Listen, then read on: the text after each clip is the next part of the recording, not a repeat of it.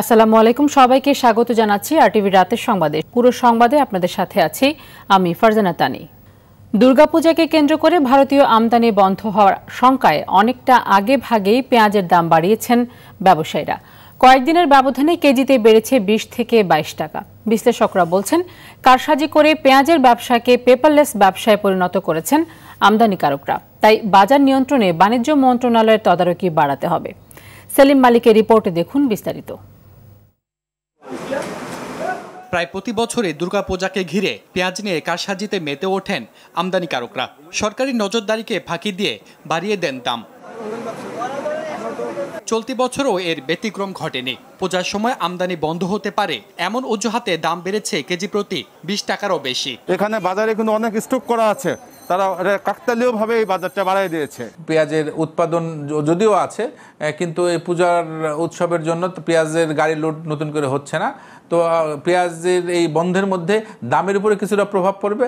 পেঁয়াজের আমাদের এই পূজার যে বন্ধ, এই বন্ধের পরে আমাদের যথারীতি পেঁয়াজ বেশি বেশি ঢুকবে, তখন দাম কমে যাবে। এদিকে রাজধানীর কারণ বাজারের খুচরা ব্যবসায়ীরা বলছেন, বাজারে পেঁয়াজের চাহিদার চেয়ে সরবরাহ কিছুটা কম। গভর্নমেন্টের একটা তালিকা থাকে যেন 100 টাকা বা 60 টাকা বা 50 টাকা কেজি, আমরা সেই দিকে কিনবো, কিন্তু এখন তো কোনো নিয়ন্ত্রণই নাই মনে হচ্ছে। যে আজ থেকে 3 দিন আগে হাতিরপুল বাজারে 45 টাকা কেজি, আজকে সকালে কিনেছি 60 টাকা কেজি, আর বা কারণ বাজার আছে আপনারা চাইছে আপনার 64 টাকা কেজি। ভোক্তা অধিকার সংস্থা ক্যাবের দাবি, বাণিজ্য মন্ত্রণালয়কে ফাঁকি দিয়ে পেঁয়াজের বাজারে অবৈধ সিন্ডিকেট গড়ে উঠেছে।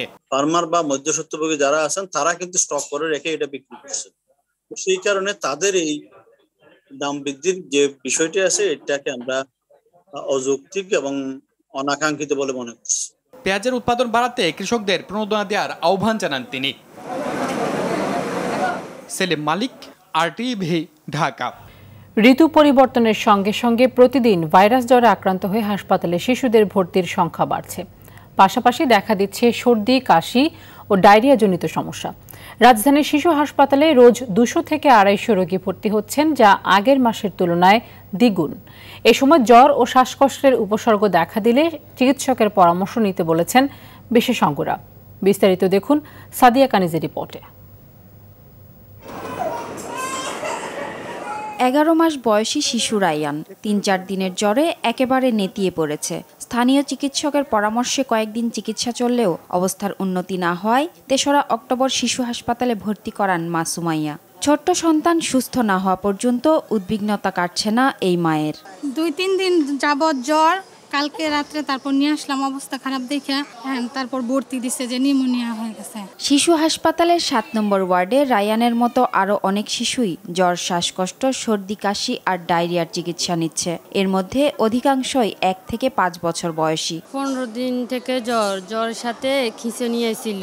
জ্বরের জন্যই ভর্তি করেছি, কুমিল্লাতে ভর্তি ছিলাম 6 দিন, কোনো পরিবর্তন দেখি নাই, দেখে এখানে আনছি। জ্বর, শ্বাসকষ্টের উপসর্গ নিয়ে যেসব শিশু হাসপাতালে আসছে, প্রাথমিক চিকিৎসার পর ডেঙ্গু আর করোনার টেস্ট করানো হচ্ছে। জ্বর নিয়ে প্রথমে আসার পরে যেটা চিন্তা করি ডেঙ্গু আছে কিনা, সেটা আমাদের সিবিসিতে বোঝা যায়। এক্সরে ফাইন্ডিং যেটা পাওয়া যায়, সেটা আমরা দেখি যে একটু এয়ার ট্রাফট হচ্ছে, তখন তাদেরকে একটু নিউবুলাইজেশন করি। ঋতু পরিবর্তনের এই সময় শিশু যাতে বেশি বেশি না ঘামে, সেদিকে খেয়াল রাখার পাশাপাশি বেশি বেশি তরল খাবার খাওয়ানোর পরামর্শ দিয়েছেন চিকিৎসকরা। আবহাওয়াটা একটু ড্রাই হয়ে যাচ্ছে, যার ফলশ্রুতিতে আমাদের চারিপাশে যে ধুলাবালি, সে কারণে অনেক সময় বাচ্চাগুলো একটু শ্বাসকষ্টজনিত রোগে বেশি আক্রান্ত হচ্ছে। আমরা যদি একটু সাবধানতা অবলম্বন করি, ভাইরাসজনিত যে কোনো রোগ থেকে আমরা মুক্তি পেতে পারি। করোনা আর ডেঙ্গুর প্রাদুর্ভাব একেবারে শেষ না হওয়ায় শিশুদের ক্ষেত্রে এ সময় বিশেষ সতর্কতা প্রয়োজন বলে জানিয়েছেন চিকিৎসকরা। সাদিয়া কানিজ, আরটিভি, ঢাকা।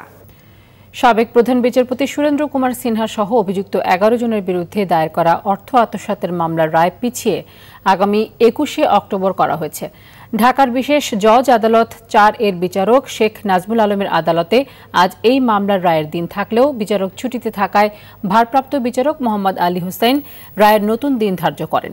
গেল 14ই সেপ্টেম্বর এই মামলায় দুর্নীতি দমন কমিশন ও আসামি পক্ষের যুক্তিতর্ক শেষ হয়।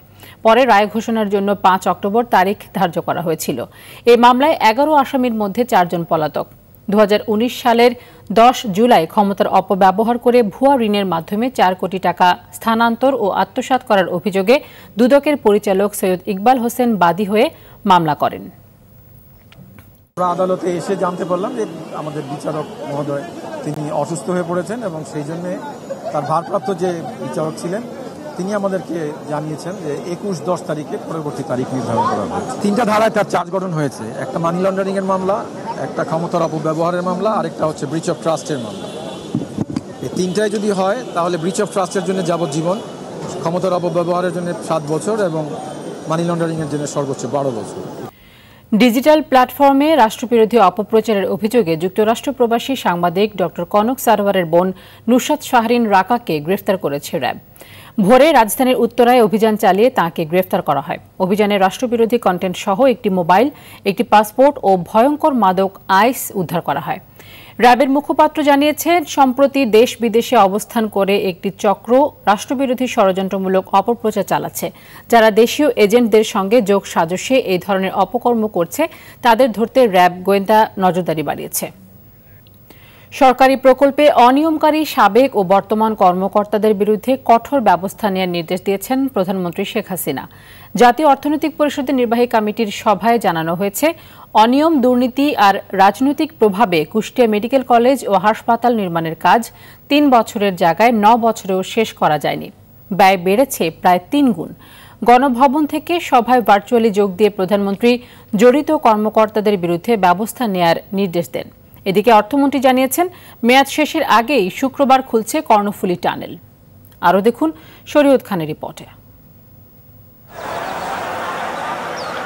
কুষ্টিয়ার আশপাশের 5 জেলার মানুষের চিকিৎসা সেবা নিশ্চিতে কুষ্টিয়া মেডিকেল কলেজ ও হাসপাতাল নির্মাণ প্রকল্প 2012 সালে অনুমোদন করে একনেক। তবে ঠিকাদারদের অনিয়ম, দুর্নীতি, কর্মকর্তাদের অব্যবস্থাপনা আর রাজনৈতিক প্রভাবে 3 বছরের প্রকল্পটি 9 বছরেও শেষ করা যায়নি। প্রকল্প ব্যয় বেড়ে দাঁড়ায় 682 কোটি। গত 5ই জানুয়ারি তৃতীয়বারের মতো প্রকল্পটি একনেক সভায় উঠালে তাতে অনুমোদন না দিয়ে তদন্তের নির্দেশ দেন প্রধানমন্ত্রী। তদন্তে দরপত্র আহ্বান ও অবকাঠামো নির্মাণে বেশ কিছু অনিয়ম পায় পরিকল্পনা মন্ত্রণালয়ের IMED। প্রধানমন্ত্রী অনিয়মে জড়িতদের বিরুদ্ধে কঠোর ব্যবস্থা নেওয়ার পাশাপাশি দ্রুত কাজ শেষ করার নির্দেশ দেন। তিনি কিছু সুনির্দিষ্ট প্রস্তাবনা দিয়েছেন IMED সচিবের, যে মানে পুরস্কার তিরস্কার 2 বিষয় ছিল। পুরস্কার ছিল যে প্রকল্পটাকে শুরু করা উচিত ইমিডিয়েটলি, আর তিরস্কার ছিল যে সকল ব্যক্তি দায়ী, যারা এটাকে লেজে গোবরে করেছে এবং নানা ধরনের অপবাদের শিকার আমরা হয়েছি, তাদেরকে খুঁজে বের করে যথাযথ শাস্তির ব্যবস্থা করা হোক। এদিকে কর্ণফুলী নদীর তলদেশে নির্মাণাধীন বঙ্গবন্ধু টানেলের 2য় টিউবের কাজ নির্ধারিত সময়ের আগেই শেষ হচ্ছে বলে জানান পরিকল্পনা মন্ত্রী। চ্যানেল তো আগে খুলেছিল, 2য় চ্যানেলের কাজ চলছিল এই শুক্রবারে। আজকে এবার মঙ্গল, বুধ, বৃহস্পতি, শুক্র মধ্যরাতে এ মুখ খুলে যাবে। তার মানে আমাদের আসা যাওয়ার 2টি চ্যানেল পুরো হয়ে গেল। এটা বিশাল বিশাল পদক্ষেপ। এখন এইটা আমাদের কথা ছিল 22 ডিসেম্বরে উদ্বোধন করব। এখন যা মনে হচ্ছে ঘষা মাজা করে পরিষ্কার পরিচ্ছন্ন করে 22 ডিসেম্বর নয়, আর অনেক আগেই আমরা শেষ করতে পারবো। ব্রিফিংয়ে মন্ত্রী জানান, একনেক সভায় 6551 কোটি টাকা ব্যয়ে 9টি প্রকল্প অনুমোদন দেয়া হয়। দীর্ঘস্থায়ী 12-11 বছর চলছে। শরীয়ত খান, RTV, ঢাকা। সরকারের কঠোর পদক্ষেপের কারণে নমনীয় হচ্ছেন কেবল অপারেটররা। ক্লিনফিডের 19টি বিদেশি চ্যানেলের সম্প্রচার শুরু হয়েছে। তথ্য ও সম্প্রচার মন্ত্রী ডক্টর হাসান মাহমুদ বলেছেন, কেবল আইনের শর্ত ভঙ্গ ও বিভ্রান্তি ছড়ালে আইনানুগ ব্যবস্থা নেওয়া হবে। সচিবালয়ের ব্রডকাস্ট জার্নালিস্ট সেন্টারের নেতাদের সঙ্গে বৈঠকে এ কথা জানান তিনি। জুলহাস কবিরকে সাথে নিয়ে রুহুল আমিন তুহিন জানাচ্ছেন বিস্তারিত। বিদেশি চ্যানেলে বিজ্ঞাপন দেখানো বন্ধে কঠোর অবস্থানের কারণে সরকারকে সাধুবাদ জানায় সম্প্রচার সাংবাদিকদের সংগঠন ব্রডকাস্ট জার্নালিস্ট সেন্টার BJC।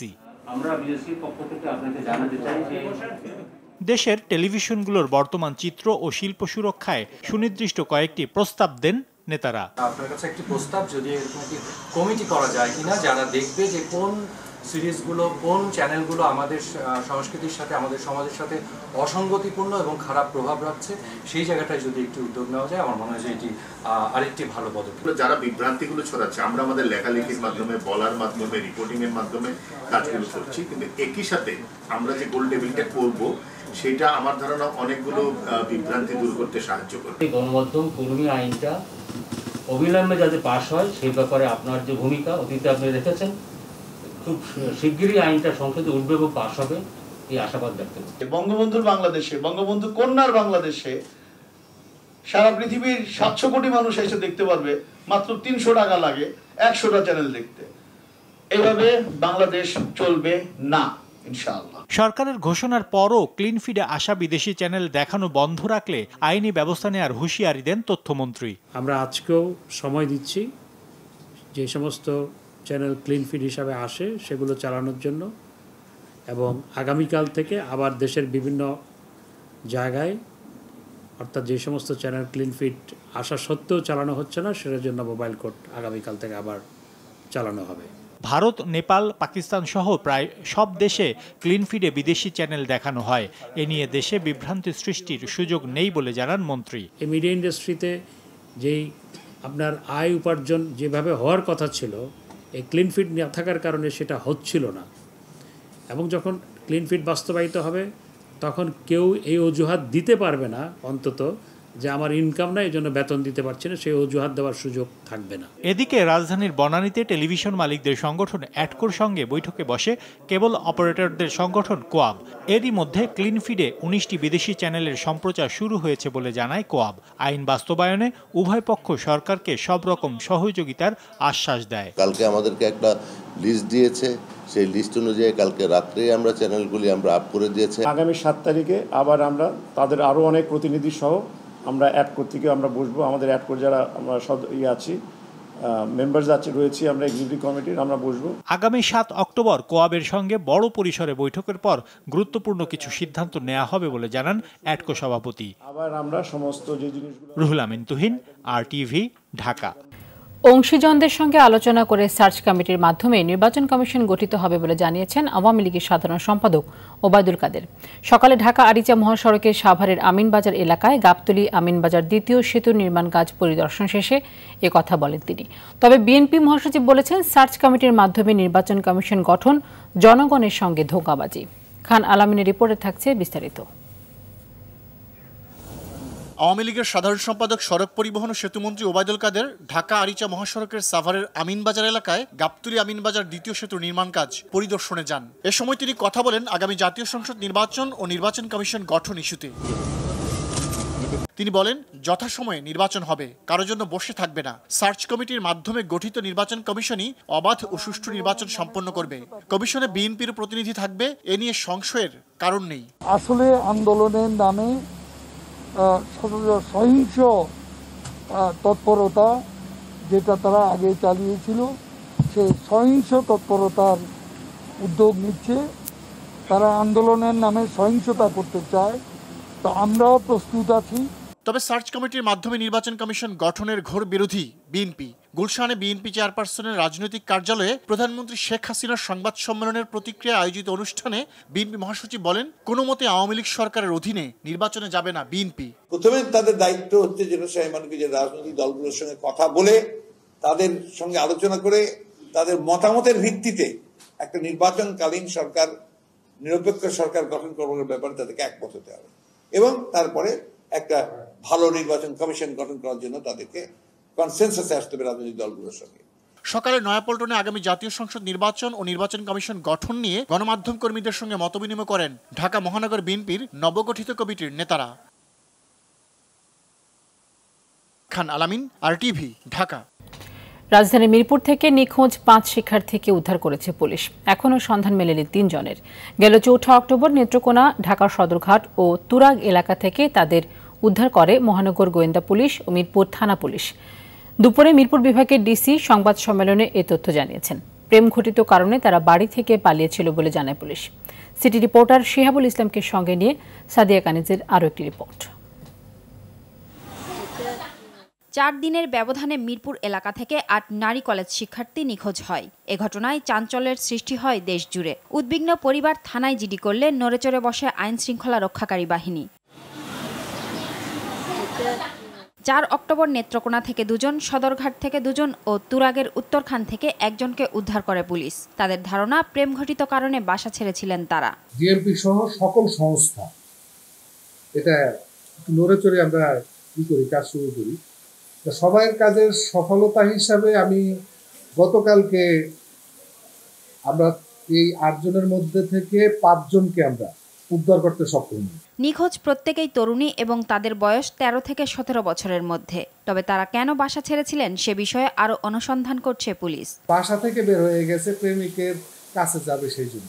পরে গিয়ে কি হচ্ছে, কেউ আবার প্রেমিককে খুঁজে পায়, কেউ পায় না। না পাওয়ার কারণে তখন তারা আরো একটা বড় বিপদের সম্মুখীন। এই আশঙ্কা আমরা থেকেই তাদেরকে উদ্ধার করা হয়। তবে এখনো পল্লবীর 3 শিক্ষার্থী নিখোঁজ রয়েছে। পুলিশের ধারণা দ্রুতই তাদের সন্ধান মিলবে। আর ওইখানে গিয়ে তারা আবার আরেকটা চক্করে। সাদিয়া কানিজ, RTV, ঢাকা। সরকারি elite force rapid action battalion র্যাবের গোয়েন্দা শাখার প্রধান হিসেবে দায়িত্ব গ্রহণ করলেন লেফটেন্যান্ট কর্নেল মোহাম্মদ মশিউর রহমান জুয়েল। তিনি র্যাবের সাবেক গোয়েন্দা প্রধান লেফটেন্যান্ট কর্নেল খায়রুল ইসলামের স্থলাভিষিক্ত হলেন। মঙ্গলবার র্যাব সদর দফতরের লিগ্যাল অ্যান্ড মিডিয়া উইংয়ের সহকারী পরিচালক ASP ইমরান খান এই তথ্য নিশ্চিত করেন। মোহাম্মদ মশিউর রহমান এর আগে র্যাব 7-এর CEO হিসেবে দায়িত্ব পালন করেন। খুলে দেওয়া হলো ঢাকা বিশ্ববিদ্যালয়ের সব হল। 1 ডোজ করোনা টিকা নেওয়া সব বর্ষের শিক্ষার্থীরা আগামী 10 অক্টোবর থেকে হলে উঠতে পারবেন। আর 16 অক্টোবর থেকে সশরীরে ক্লাস ও পরীক্ষা নেওয়া হবে। রাতে বিশ্ববিদ্যালয়ের প্রভোস্ট কমিটির সভায় এই সিদ্ধান্ত হয়। শিক্ষার্থীরা হলে ওঠার পর পুরোদমে বিশ্ববিদ্যালয়ের কার্যক্রম শুরুর কথা জানান উপাচার্য ডক্টর মোহাম্মদ আখতারুজ্জামান। 1.5 বছর পর বিশ্ববিদ্যালয়ের হলে উঠতে পেরে উচ্ছ্বসিত শিক্ষার্থীরা। আপেল শাহরিয়ার জানাচ্ছেন বিস্তারিত। বিশ্ববিদ্যালয়ে নির্ধারিত নিয়ম মেনে মঙ্গলবার সকাল 8টা থেকে প্রতিটি হলের সামনে জড়ো হতে থাকেন শিক্ষার্থীরা। প্রায় 1.5 বছর পর প্রাণের ক্যাম্পাসে ফিরতে পেরে উচ্ছ্বাসের কমতি ছিল না কারো মাঝে। যেহেতু হলও খুলে গিয়েছে, আগামীতে আমরা সুন্দর করে সবাই আগের মতো ক্লাসে ফেরত যেতে পারবো। অবভিয়াসলি অনেক হ্যাপি এবং অনেক রিলিফ যে ফাইনালি হল খুলছে। এতদিনে দেখা যেত MBA শেষ হয়ে যাওয়ার কথা, কিন্তু এখনো MBA প্রথম সেমিস্টার মাত্র। একটা বছর আমাদের মোটামুটি প্রায় গ্যাপ গেল। চাকরি পরীক্ষার জন্য আবেদনও করতে পারতেছি না। এসব কারণে আসলে এখন যেহেতু খুলছে, আশা করি দ্রুত প্রশাসন পরীক্ষাগুলো শেষ করে ফেলবে। বহুদিন পর শিক্ষার্থীদের কাছে পেয়ে কর্মব্যস্ত হয়ে পড়েন হলের শিক্ষক, কর্মকর্তা ও কর্মচারীরা। ফুল, চকলেট ও মাস্ক দিয়ে তারা বরণ করে নেন ছাত্র ছাত্রীদের। হলের সমস্ত কর্মচারী কর্মকর্তাকে নিয়ে আমরা সকাল 8টায় গেটটি খুলে দিয়েছি এবং মেয়েরা অত্যন্ত আনন্দের সাথে প্রবেশ করেছে। আমরা সবসময় জানি যে ছাত্রছাত্রীরাই আসলে বিশ্ববিদ্যালয় এবং হলের প্রাণ। তো যখনই মেয়েরা প্রবেশ করেছে আমরা অত্যন্ত আনন্দিত হয়েছি। সন্ধ্যার পর শিক্ষার্থীদের স্বার্থ সংশ্লিষ্ট নানা বিষয় নিয়ে বৈঠকে বসে প্রভোস্ট কমিটি। এতে সিদ্ধান্ত হয় 1 ডোজ করোনা টিকা নেওয়া সব বর্ষের শিক্ষার্থীরা 10ই অক্টোবরে হলে উঠতে পারবে। 16 অক্টোবর থেকে পুরোদমে ক্লাস পরীক্ষা নেওয়ারও সিদ্ধান্ত হয়। এর আগে বিজয় 71 হল পরিদর্শনে যান বিশ্ববিদ্যালয়ের উপাচার্য। হলের পরিবেশ এবং ব্যবস্থাপনা দেখে সন্তোষ জানান তিনি। অনেকটা মনে হচ্ছে যেন ঈদের দিনের মতো। একেবারেই প্রতিটি হলে যেমনিভাবে সকলে আন্তরিকতার সাথে উপস্থিত থেকে শিক্ষার্থীদেরকে বরণ করে নিচ্ছে, এই ধারাটি অব্যাহত থাকলে দুটো সূচক আমাদের সামনে আছে, যে দুটো বিশ্ববিদ্যালয়ের শিক্ষার্থীদের আনার অনুকূলে যায়। এদিকে শিক্ষার্থী, কর্মকর্তা, কর্মচারীদের সহায়তায় বিশ্ববিদ্যালয় মেডিকেল সেন্টারে দ্বিতীয় দিনের মতো দেয়া হয় ভ্যাকসিন। অন স্পট নিবন্ধন করেই সকাল 9টা থেকে দুপুর 1:30টা পর্যন্ত সিনোফার্মের করোনা ভ্যাকসিন নেন শিক্ষার্থীরা। Apple Shahriar, RTV, Dhaka. Bengal plastic দেশের সকল স্তরের মানুষের দোরগোড়ায় পৌঁছে দেওয়ার লক্ষ্যে পঞ্চগড়ের নিউ মার্কেট এলাকায় বেঙ্গল এক্সক্লুসিভ শপের 105 নম্বর শোরুম উদ্বোধন হয়েছে। বিকেলে বেঙ্গল প্লাস্টিক্সের DGM মোহাম্মদ হারুনুর রশিদ এই শাখার উদ্বোধন করেন। এ সময় পঞ্চগড় পৌর মেয়র জাকিয়া খাতুন, বেঙ্গলের DSM Fakhrul Abedin, senior executive Khairul Islam সহ কোম্পানির ঊর্ধ্বতন কর্মকর্তারা উপস্থিত ছিলেন। কর্মকর্তারা জানান, আন্তর্জাতিক মানের পণ্য হওয়ায় পঞ্চগড়ের ব্যাপক সাড়া ফেলবে বেঙ্গল প্লাস্টিকের পণ্য।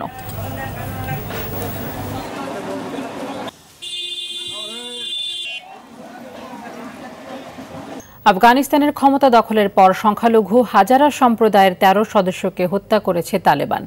আন্তর্জাতিক মানবাধিকার সংস্থা অ্যামনেস্টি ইন্টারন্যাশনালের প্রতিবেদনে এই তথ্য উঠে এসেছে। সংস্থাটির দাবি, দেশটির দায়কুন্দি প্রদেশের খিদির জেলায় 30 অগস্ট তালেবান সদস্যরা অভিযান চালিয়ে আফগান ন্যাশনাল সিকিউরিটি ফোর্সের সাবেক সদস্যদের হত্যা করেন। নিহতদের মধ্যে 17 বছরের এক মেয়েও রয়েছে। এদিকে রাজধানী কাবুলে গেল রোববার বোমা হামলার দায় স্বীকার করেছে জঙ্গি গোষ্ঠী IS। Bangladesh cricket board BCB পরিচালনা পরিষদের নির্বাচন কাল। মিরপুরে বিসিবি কার্যালয়ের বোর্ড রুমে সকাল 10টা থেকে ভোট শুরু হয়ে চলবে বিকেল 5টা পর্যন্ত। গণনা শেষে রাতে প্রাথমিক ফল ঘোষণা করবে নির্বাচন কমিশন। বিসিবির পরিচালনা পর্ষদে থাকবেন 25 পরিচালক। এদের 23 জন আসবেন 3টি ক্যাটাগরি থেকে। 23 পদের বিপরীতে লড়ছেন 31 জন। 7 পরিচালক এরই মধ্যে বিনা প্রতিদ্বন্দ্বিতায় নির্বাচিত হয়েছেন। ক্লাব ক্যাটাগরিতে জমজমাট হাড্ডাহাড্ডি লড়াইয়ের আভাস পাওয়া গেছে। পরিচালকদের ভোটে নির্বাচিত হবেন বোর্ড সভাপতি। ওমানে একদিনের কোয়ারেন্টাইন শেষে অনুশীলনে নেমেছে টি-20 বিশ্বকাপের প্রথম রাউন্ড খেলতে যাওয়া বাংলাদেশ জাতীয় ক্রিকেট দলের সদস্যরা। ওমান ক্রিকেট একাডেমি মাঠে বাংলাদেশ সময় বেলা 3:30টায় অনুশীলন শুরু করে রিয়াদ মুশফিকরা।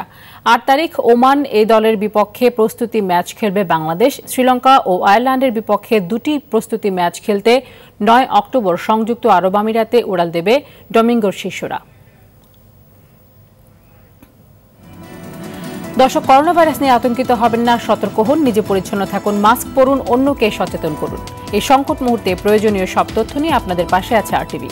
রাতের সংবাদ এই পর্যন্তই। আরটিভি সবশেষ সংবাদ জানতে যে কোনো মোবাইল ফোন থেকে 24141 নম্বরে ডায়াল করুন।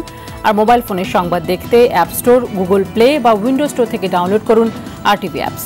এছাড়া তাৎক্ষণিক ও বিনোদন সংবাদ জানতে বিশ্বের যে কোনো প্রান্ত থেকে ভিজিট করুন rtvonline.com, facebook.com/rtvonline ও youtube.com/RTV ডিজিটালস। এখন থেকে আরটিভি সব বিনোদনমূলক অনুষ্ঠান দেখতে পারবেন আরটিভি প্লাসে। এতক্ষণ সঙ্গে থাকার জন্য সবাইকে ধন্যবাদ।